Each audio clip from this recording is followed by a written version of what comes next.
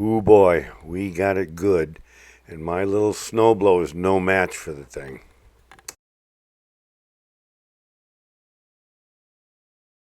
Alright, this is Paul, and Paul is the owner of the vineyard next door, and he has volunteered to dig me out.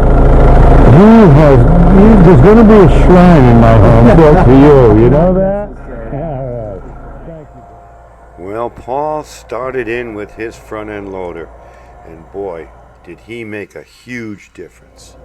Take a look at the scoops of snow he's getting out of here.